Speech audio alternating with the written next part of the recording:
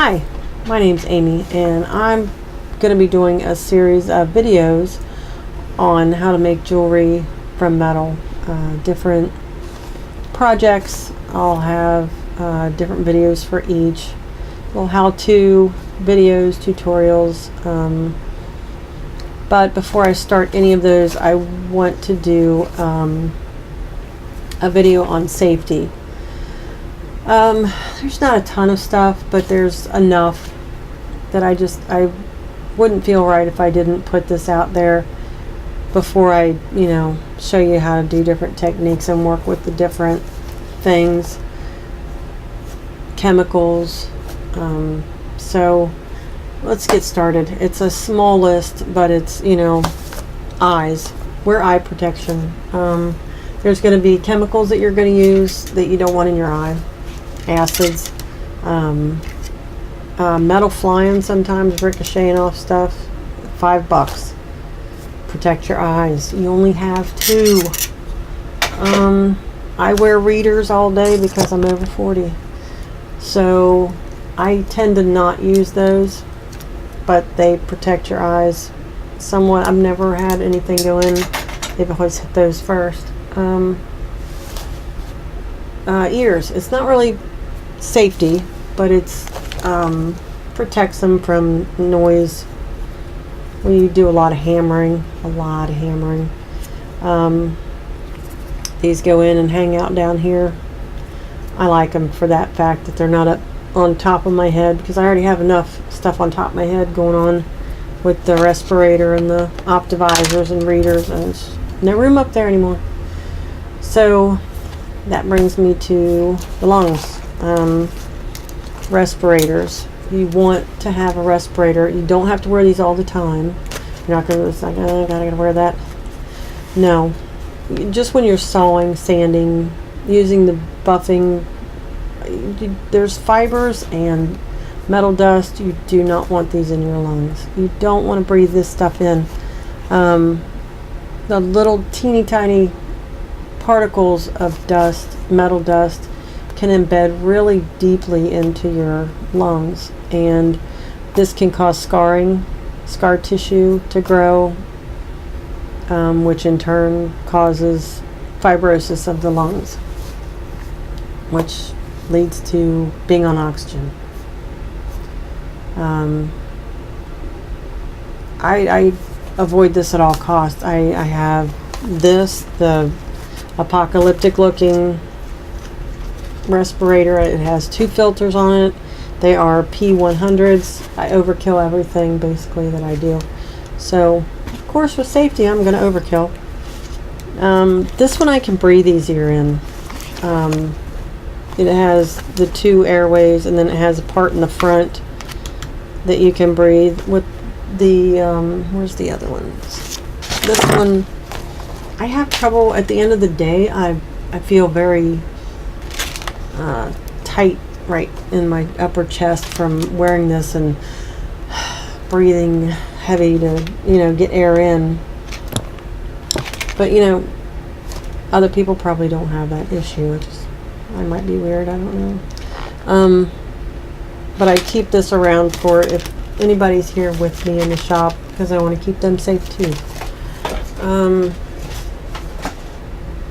I also use a shop vac to suck the particles away from my face. I had a 3.5, I believe it was, and it just I didn't feel like it was strong enough to pull the particles, and I would use it around the shop, and it wouldn't pick up some of the metal on the floor, so that got demoted to the other part of the basement, and I bought a 6.0 shop vac, horsepower, 6.0 horsepower, and I bought the level 3 filter. I went the level 5 Home Depot, get it back in stock, and it covers for everything, so I'm still waiting on them to get that back in, but for now I have 3, and it does like drywall dust, and speaking of readers, needing those, can't see.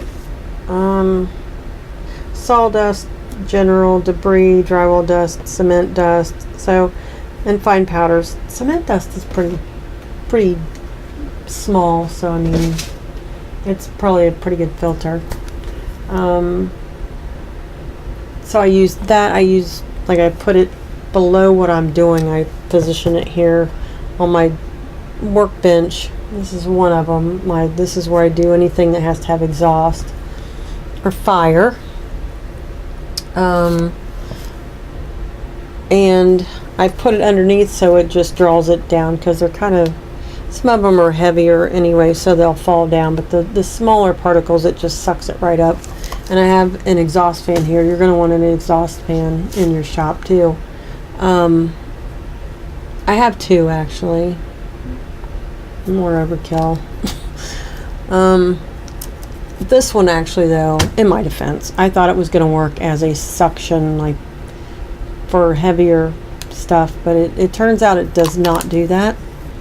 But it will draw out the fumes from your torches, and the smells, the wonderful smells. Liver of sulfur, so you're smelling rotten eggs. And I use vinegar and salt solution instead of it's called pickle. It's a sulfuric acid to remove fire scale from your metal when you use it with the torch. When you anneal your metal or when you solder, you'll have to put it in, it's called a pickle pot. It's a small crock pot. It stays warm, and the solution has to be warm for it to work. Same with the vinegar and salt, it has to be warm. So it's just one of those little warming crock pots. You can use a big one if you do large scale, lots of stuff. 1 cup of vinegar to 1 tablespoon of salt, and I'll put that down below in the under the video when I post it. I find it works perfect. I've never had it not take the fire scale off. Plus it's one less chemical I have to deal with. I forgot where I was going with that. I'm going to keep going though, because this is take like 100, and I'm really tired of doing this video over and over again. Oh, the smells. Yes, there are smells. But yeah, you need an exhaust fan. At the very least, use one of the white masks. Use one of those and an open window with a fan sucking it out. At the very least, keep this stuff out of your lungs. It's not a good thing to have it in there. Let's do first aid kit. I have a small, tiny, I wouldn't really call it a kit, just some stuff in a box.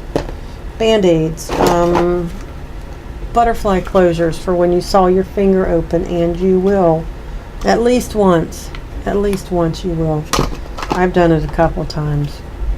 Because you just think, oh, I won't. Yeah, you do. Yeah, you will. Triple antibiotic cream, liquid bandage, because you want to try to keep your fingers, any cuts, sealed from what you're working with down here. You don't want to get it in there and get infected, and then you're going to be out of work for a couple days because your hand's going to be so sore.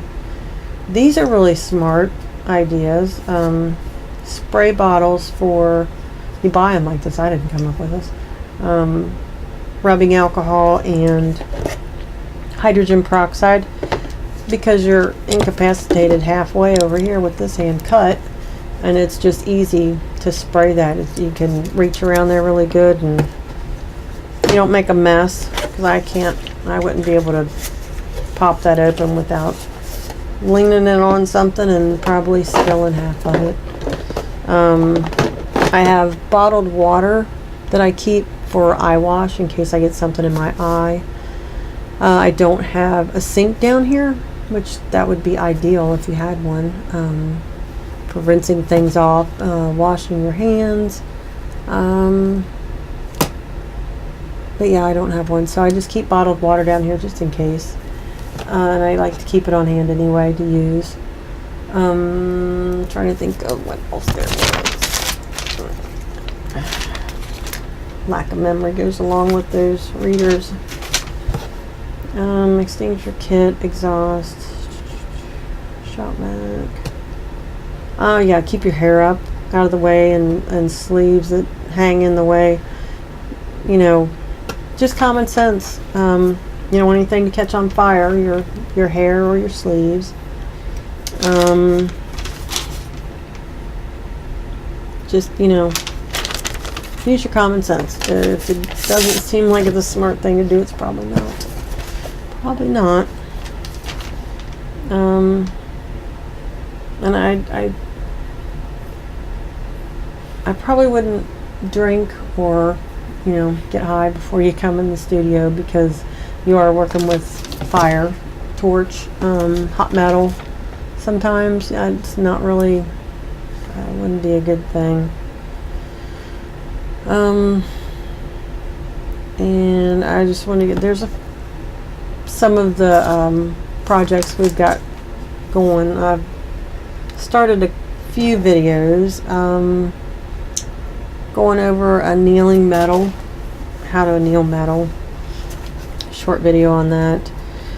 Then I've got just some project stuff, different bracelets, and with different techniques to show you how to do those. So you learn a few techniques, and you can mix and match things and use them in different ways. Just unbelievable amount of things you can do.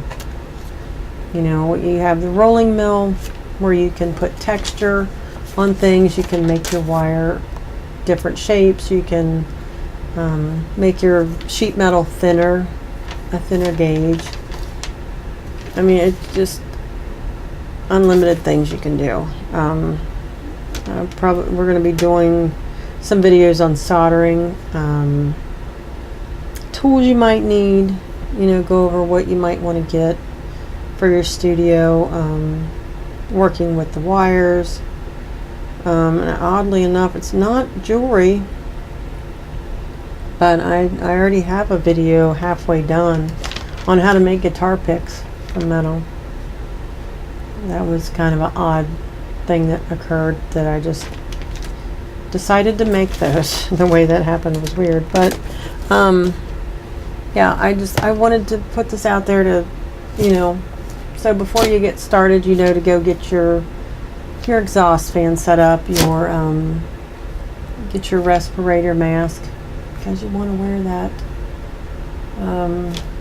And I'll have some other stuff, other videos on how to set stuff up that you'll need to have. Plus, I'm probably going to do a few of the videos, like when I'm doing the how-tos or tutorials, in a way where if you just want to turn on the video and you want me to show you how to do it real quick, I'm going to do that, because I know I've wanted to learn how to do something, and I'll look on YouTube on how do I do this real quick. I'm right in the middle of it. I just run upstairs and turn on YouTube and go, I need to find out how to do this real quick. And then you get on the video, and it's just, you're sitting there going, oh, when is she going to do the demonstration? So just like on annealing, I'll probably right off the bat just show you how to do it, and then after that's done, if that's all you needed to know, turn off the video and go do your thing. But if not, you can hang out, and I'll go over probably reasons that you'll want to, temperatures,